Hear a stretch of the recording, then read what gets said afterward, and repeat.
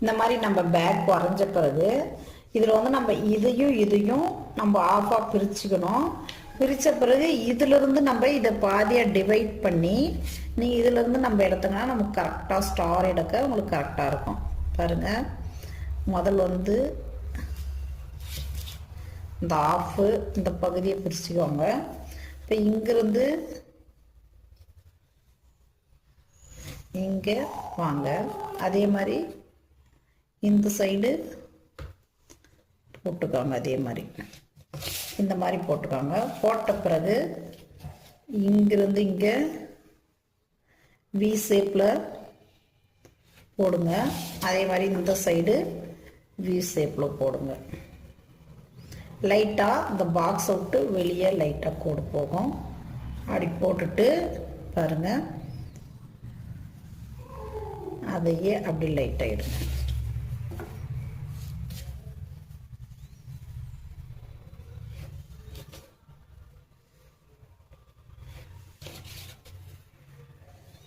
இதை இப்படி பண்ணிங்கன்னா உங்களுக்கு ஸ்டார் வந்து இந்த மாதிரி கிடைக்கும். நம்மளுக்கு இந்த மாதிரி நிறைய வேண்டாம், எனக்கு ஒரு 4 இருந்தால் போதும், இல்லை 5 இருந்தால் போதும் அப்படின்னு நினச்சிங்கன்னா இப்போ நம்ம இந்த மாதிரி போடாமல் இதை கம்மி பண்ணிக்கலாம். நம்ம இதுலேருந்து இது வரையும் நம்மளுக்கு 5 மட்டுமே எடுத்துக்கலாம். இந்த மாதிரி நம்ம போட்டால் நமக்கு நிறைய கிடைக்கும். இது மாதிரி பண்ணிவிட்டு இன்னொன்று நான் கம்மியாக பண்ணுறது எப்படின்றது சொல்லித்தரேன். இதை நீங்கள் ட்ரை பண்ணுங்கள், இது நல்லாயிருக்கும். பாருங்கள், இது காட்டுறேன், கட்டிங் போட்டு காட்டுறேன் பாருங்கள்.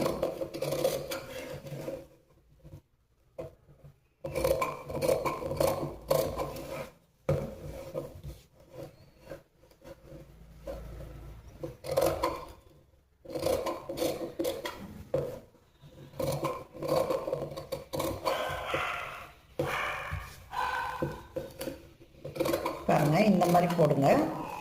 போட்டுட்டு இதுவும் ஒரு ஸ்டார், இல்லை எனக்கு இவ்வளோ வந்து வேண்டாம், எனக்கு கம்மியாக இருந்தால் போதும், இத்தனை இது வேண்டாம் எனக்கு அப்படின்னு நினச்சிங்கன்னா நீங்கள் இந்த மாதிரி நிறையாவும் வராமல் கம்மியாகவும் போட்டுக்கலாம். உங்களுக்கு எப்படி விருப்பமோ அப்படி போட்டுக்கலாம்.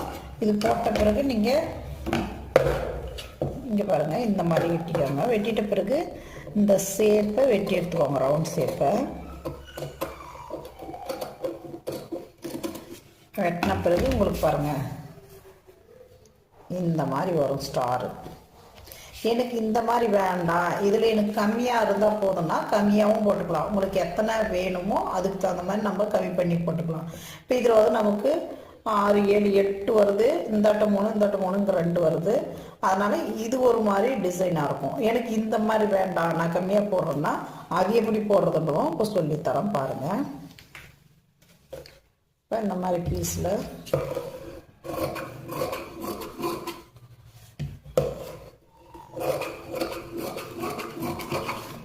கட் பண்ணிவிட்டு இதில் நீங்கள் கம்மியாக எப்படி போடுறதுன்றது சொல்கிறேன்.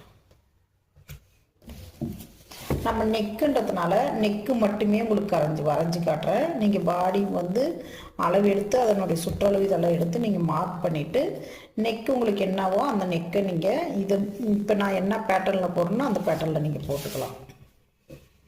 அதே மாதிரி இதுக்கு 2 சுற்றளவு 2 எடுத்துட்டு கட் பண்ணிக்கோங்க.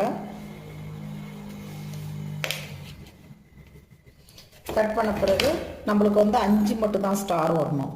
அப்போ என்ன செய்யணும், நம்ம இங்கிருந்து இங்கே எடுத்துக்கோங்க, சென்டர் பாயிண்ட்டு இங்கே பண்ணிக்கோங்க. அதே மாதிரி பாருங்கள், இங்கே பண்ணிக்கோங்க. இதுலேருந்து இங்கே போயிடுங்க. போயிட்ட பிறகு இப்படி வந்து இப்படி வந்துடுங்க. அவ்வளோதான். இவ்வளோ இருந்தால் நமக்கு போதும். இதுவே கரெக்டாக தான் இருக்கும் நமக்கு. இந்த ஷேப் மட்டும் கரெக்டாக எடுத்துக்கோங்க.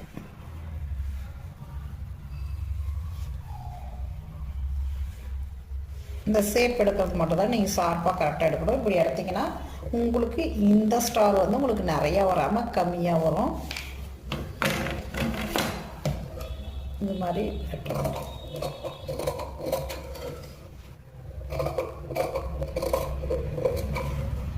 உங்களுக்கு எப்படி வேணுன்றதை நீங்கள் தான் முடிவு பண்ணணும். உங்களுக்கு கம்மியாக வேணும்னா கம்மியாக வெட்டிக்கோங்க, அதிகமாக வேணும்னா அதிகமாக வர மாதிரி வெட்டுங்க. எப்படி வெட்டினாலுமே நல்லாயிருக்கும் ஸ்டாரு.